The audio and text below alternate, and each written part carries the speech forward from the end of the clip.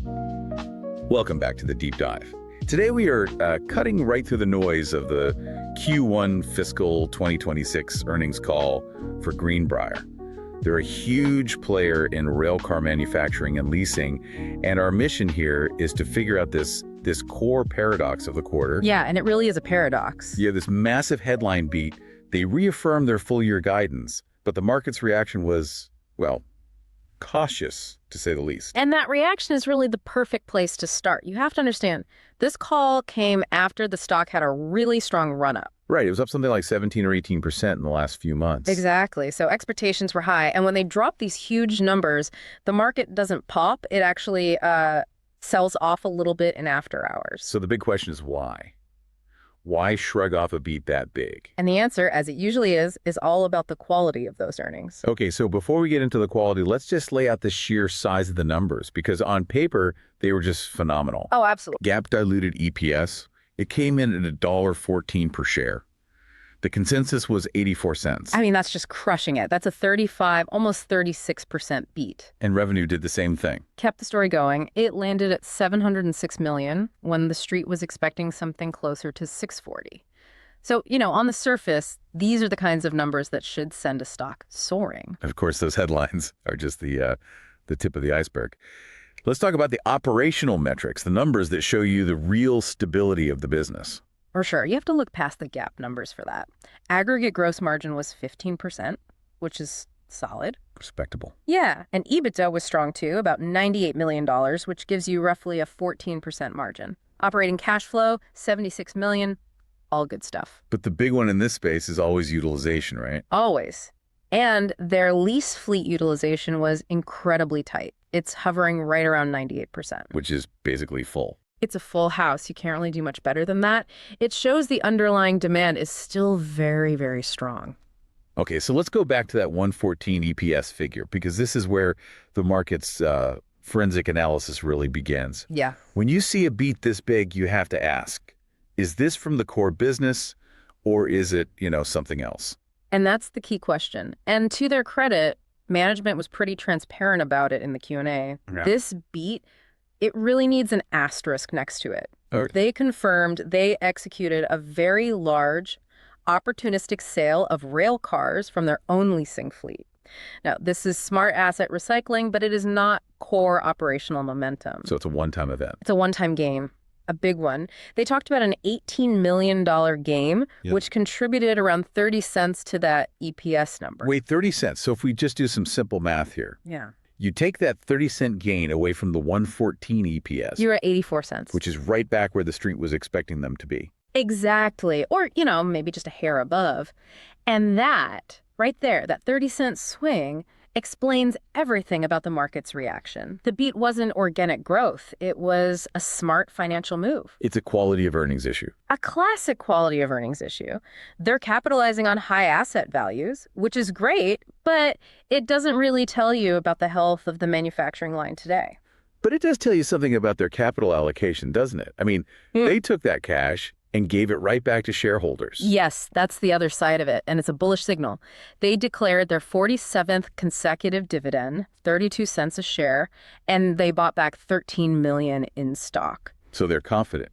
They're signaling very high confidence in their ability to generate cash through the cycle. They aren't selling assets because they need the liquidity. They're selling them to return capital. It's a strong message. This confidence, though, it comes right up against what they call the two-speed operational picture. We have the successful sale, but then there's this operational drag. Right. And two-speed is the perfect way to describe it. The Americas, particularly their core plants in Mexico, are running pretty well, but they are hitting the brakes elsewhere. And the problem area is Europe. Europe is the problem child right now, yeah. They admitted they're dealing with operating inefficiencies over there, and they're in the middle of a big restructuring, a right-sizing effort. And that costs money? It's costing them margin points for sure. At the same time, they also moderated production rates a bit in Q1, which led to some headcount reductions in Mexico to, line up the workforce with actual demand right now. Okay, so that's the drag. But here's the counterpoint, and this is crucial. Commercial activity actually got stronger late in the quarter. It did. They booked 3,700 new orders worth over $500 million. So if operations are slowing, why are orders picking up so much? And that's the really interesting part. It gets into the quality of those new orders. The average selling price, the ASP on those new cars, was way higher than their historical average. So they're selling fewer cars, but much more expensive ones. Precisely. Management said it's because these orders are for specialty rail cars. Think certain types of tank cars, high-spec covered hoppers, things that aren't just a commodity box car. Stuff that requires more engineering. Exactly. It shows off their manufacturing capabilities and it lets them command higher prices. And that's why their total backlog is still so solid. 16,300 units valued at over $2.2 billion. That backlog gives them the visibility they need. So manufacturing is, let's say, volatile.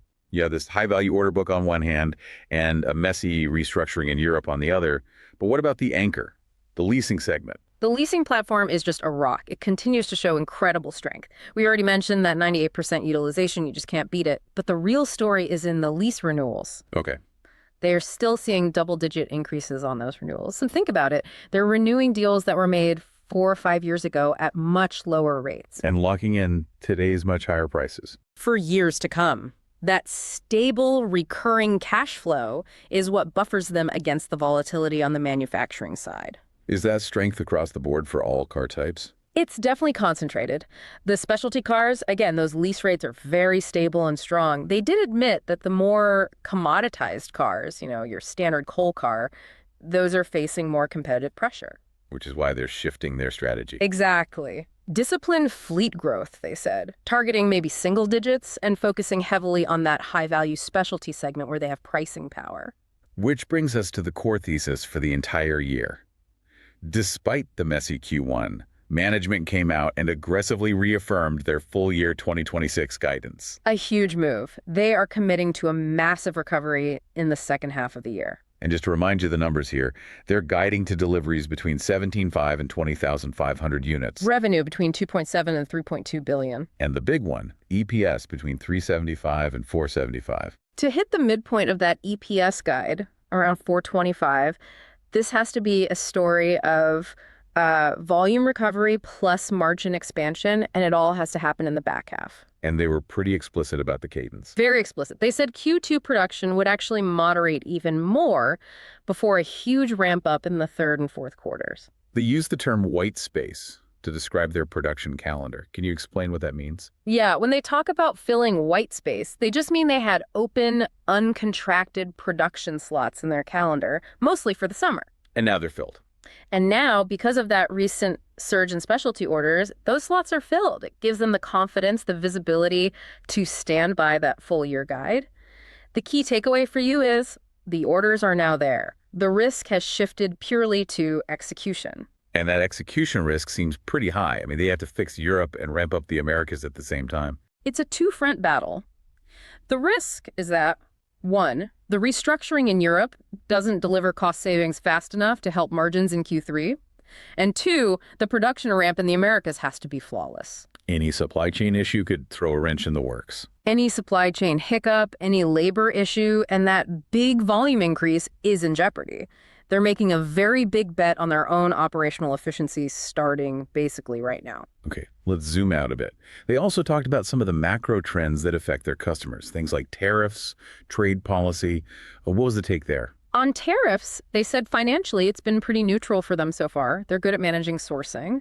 But, and this is big but, the uncertainty of it all is a headwind. Customers get nervous. Customers get nervous when you don't know what trade policy will be next year. You pause big ticket purchases like a fleet of rail cars that you expect to last for decades. What about USMCA? That's the lifeblood of their North American operations. Yeah, they're huge supporters of it. They called the free flow of rail cars the circulatory system of the U.S. economy.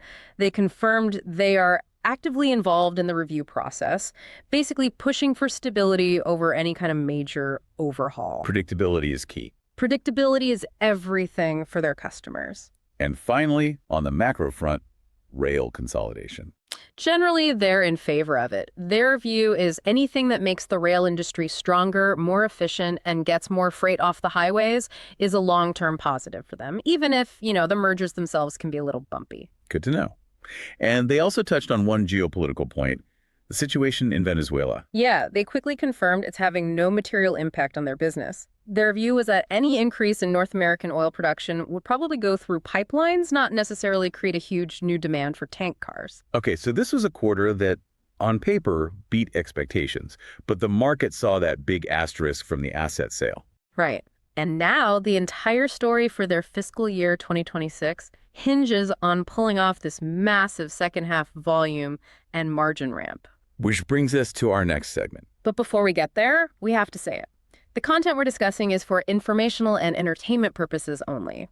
What follows is absolutely not financial or investment advice. You have to do your own homework. With that very necessary disclaimer out of the way, let's pivot to a thought experiment. The market is clearly discounting this stock based on two things: the execution risk in Europe and the uncertainty around that huge H2 ramp. So given that, a really aggressive but plausible trade idea could be something we call the European turnaround arbitrage. Okay, I'm intrigued. Explain the mechanics of that. The premise is that the market has already priced in most of the bad news from Europe. So you go long the stock, betting on the strength of the Americas and the leasing business to provide a floor. But there's another part to it. There is. At the same time, you sell short-dated, out-of-the-money puts that expire just before their Q3 earnings come out. So you're collecting premium. You're collecting premium by betting that the implied volatility is too high.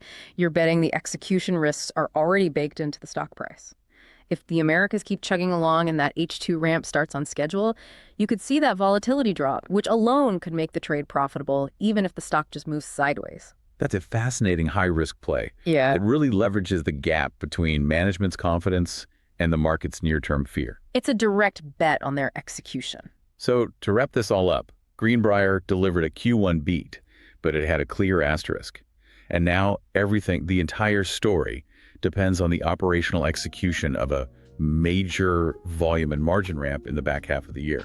Which leaves us with the final question for you to think about. Given management's confidence, which part of that reaffirmed guidance do you think has the highest risk?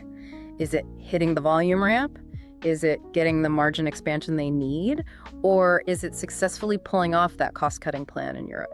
That really is the essential question. Thank you for joining us for this deep dive. We appreciate you trusting us with your time, and we will see you on the next one.